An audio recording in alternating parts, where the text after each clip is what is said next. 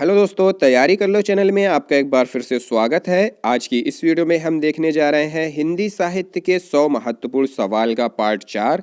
जैसा कि पिछली वीडियोस में हमने 1 से 3 तक के पार्ट देख लिए थे। अगर आपने उन पार्टों को नहीं देखा है तो इस वीडियो के डिस्क्रिप्शन में जाइए, आपको वो पार्ट देखने को मिल जाएंगे। तो दोस्तों, इस वीडियो में मैं अंत में एक आपसे सवाल पूछता हूं जिसका जवाब आप मुझे देते हैं। इस वीडियो के अंत में भी मैं आपसे एक सवाल पूछूंगा जिसका जवाब आपको देना है। तो पूरी वीडियो के साथ बने रहिएगा। और अगर आपने अभी तक चैनल को सब्सक्राइब नहीं किया है तो सबसे पहले चैनल को सब्सक्राइब कर बेल आइकन प्रेस कर ले और तैयारी कर लो के साथ तैयारी करते रहें। पहला सवाल है, किस नाटककार ने अपने नाटकों के लिए रंगमंच को अनिवार्य नहीं माना है? किस नाटककार ने? जयशंकर प्रसाद ने। अगला सवाल है, किस पुस्तक का 15 भारतीय भाषाओं और 40 विदेशी भाषाओं में अनुवाद किया जा चुका है? किस पुस्तक का है?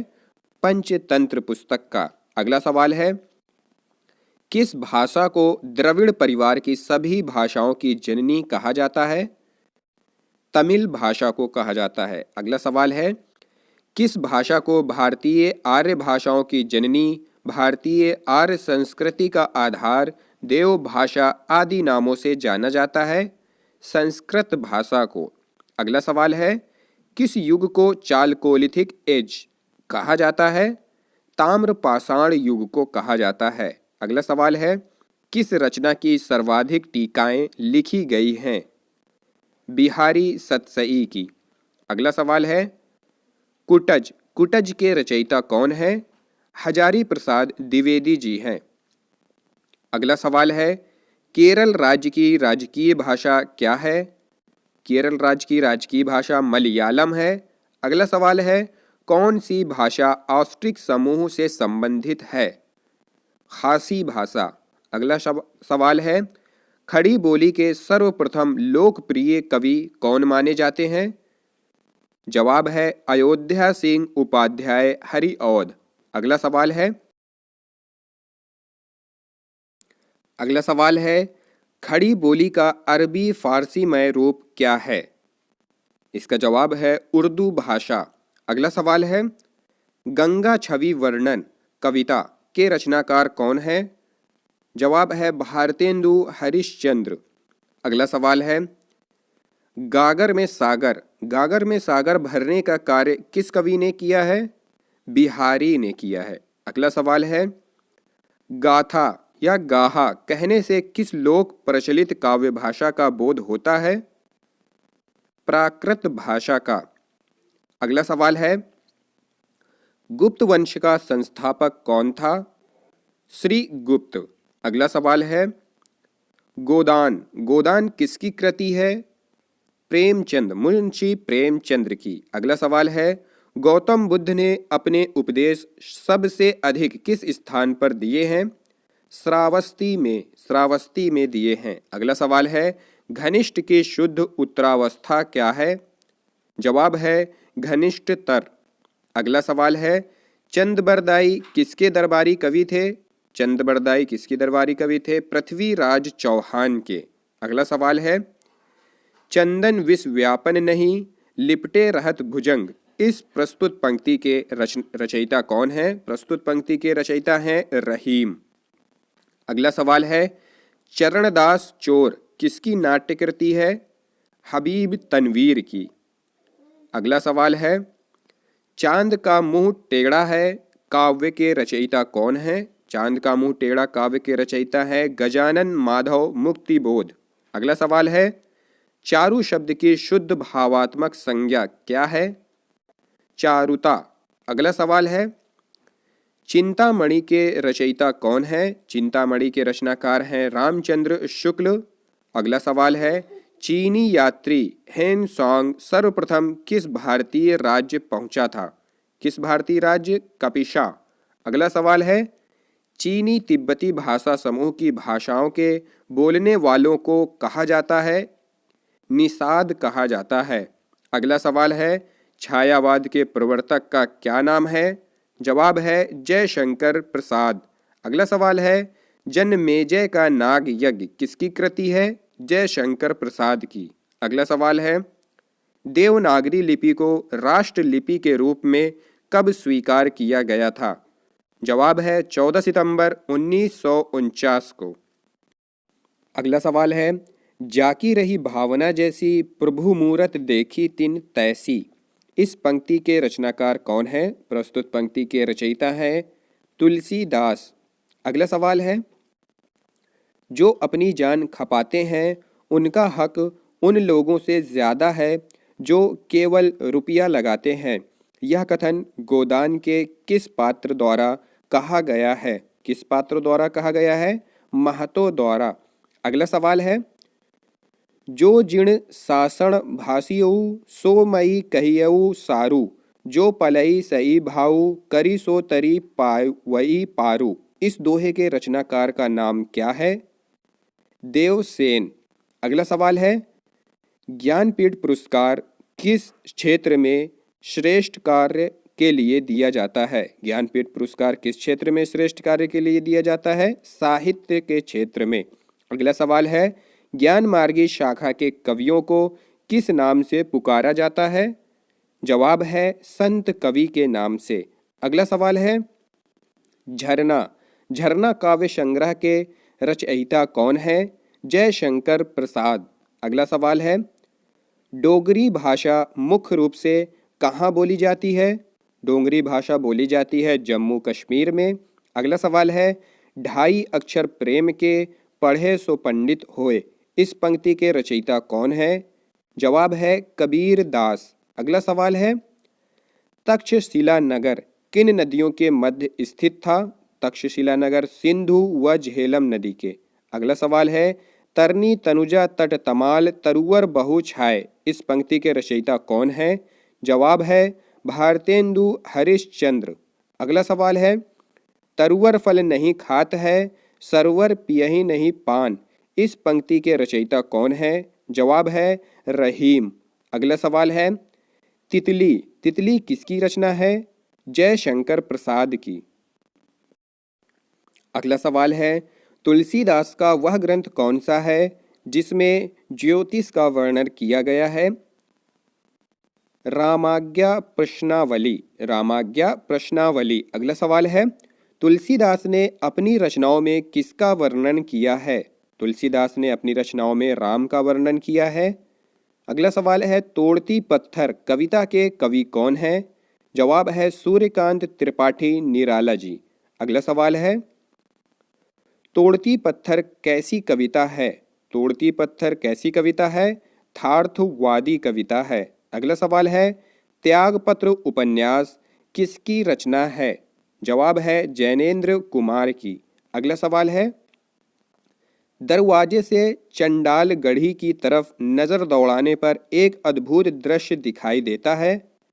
इस पंक्ति के रचनाकार कौन है? प्रस्तुत पंक्ति के रचनाकार हैं राहुल सांस्कृत्यायन। अगला सवाल है, रामचरितमानस में प्रधान रस के रूप में किस रस को मान्यता मिली है? जवाब है भक्ति रस। अगला सवाल है, दुख ही जीवन की कथा रही क्या कहूँ आज जो नहीं कही। इस पंक्तियों के रचनाकार कौन है? प्रस्तुत पंक्ति के रचनाकार हैं सूर्यकांत त्रिपाठी निराला जी। अगला सवाल है, दुरित दुख दैन्य नाथे जब ज्ञात अपरिचित जरा भरण भ्रू पात। इस पंक्ति के रचनाकार कौन है? प्रस्तुत पंक्ति के रचनाकार हैं सुमित्रानंदन पंत जी। अगला सवाल है, देखन जो पाऊँ तो पठाऊँ जमलोक हाथ दूजौ न लगाऊँ वार कराऊँ एक कर को। ये पंक्तियाँ किस कवि द्वारा सृजित हैं? जवाब है नाभा दास द्वारा। अगला सवाल है, देवताओं की लिपि किसे कहा जाता है?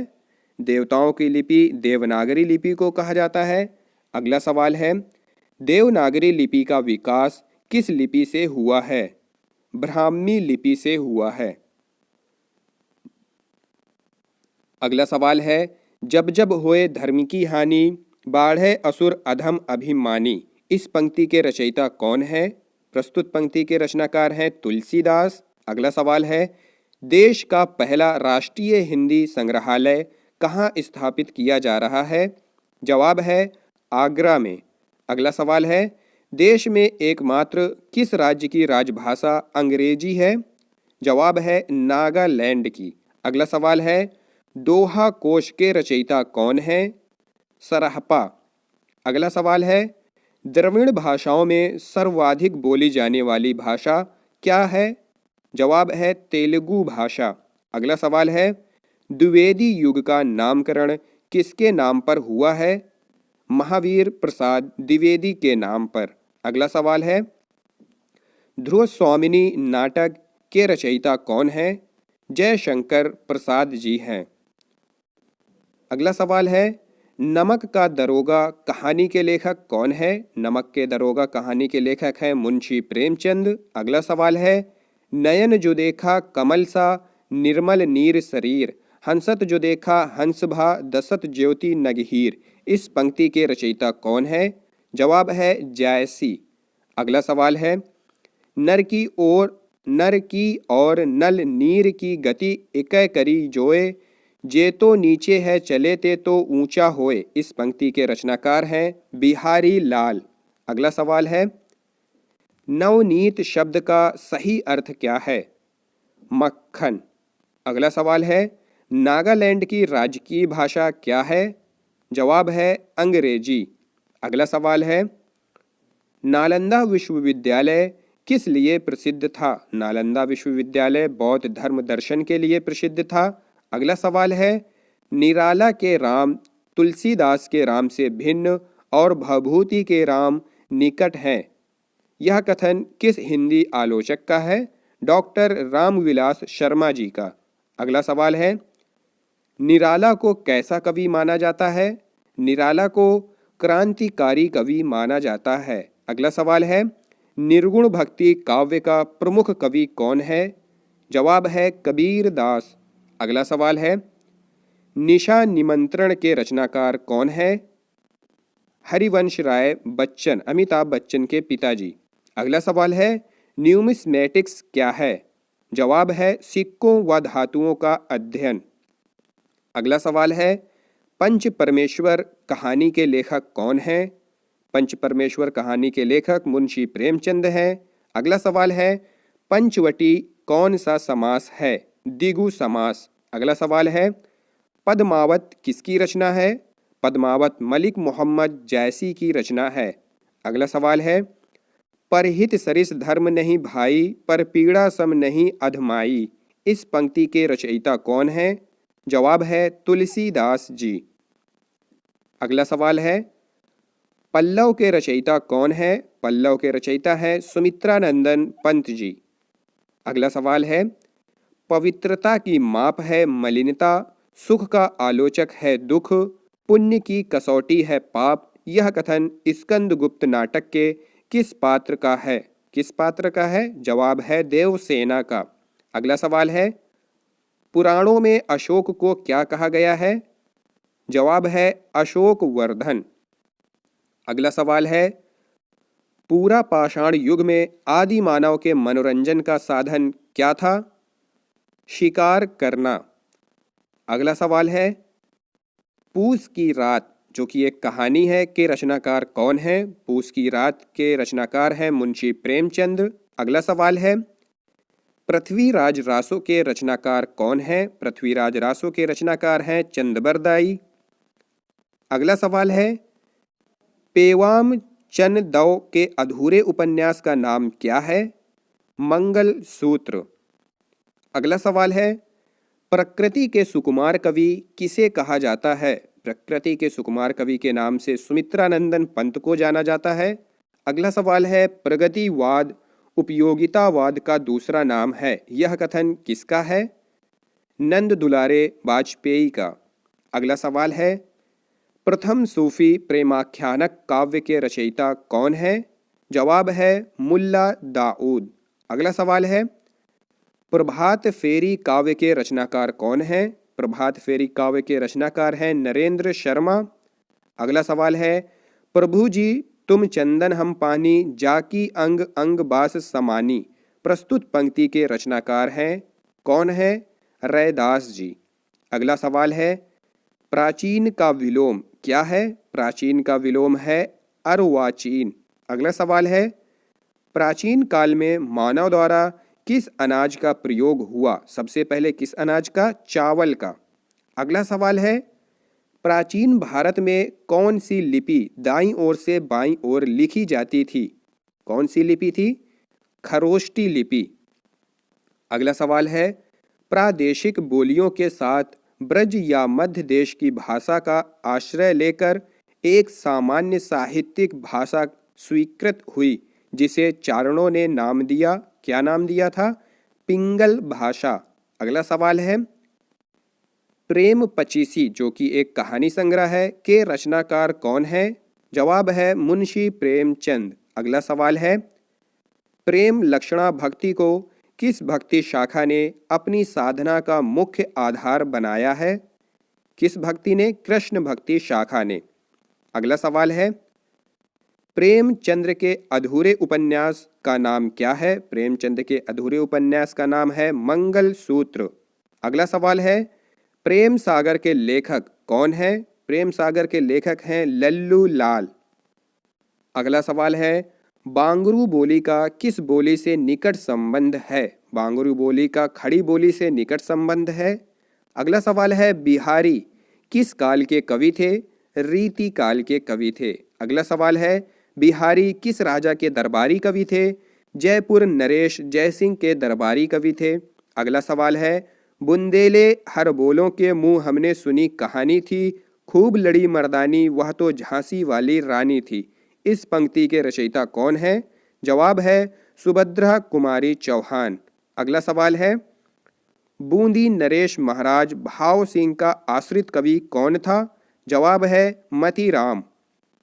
आज का सवाल है, दिल्ली का दलाल किसका उपन्यास है? दिल्ली का दलाल जिसका भी उपन्यास है। अगर आपको इसका जवाब पता है तो कमेंट बॉक्स में जाकर कमेंट कर सकते हैं। दोस्तों, अगर यह वीडियो पसंद आई हो तो लाइक करें, शेयर करें और सब्सक्राइब करें। तैयारी कर लो चैनल को। अगली वीडियो में हम ऐसे ही कुछ और महत्वपूर्ण सवाल, महत्वपूर्ण तथ्य लेकर आएंगे। Thank you for watching this video.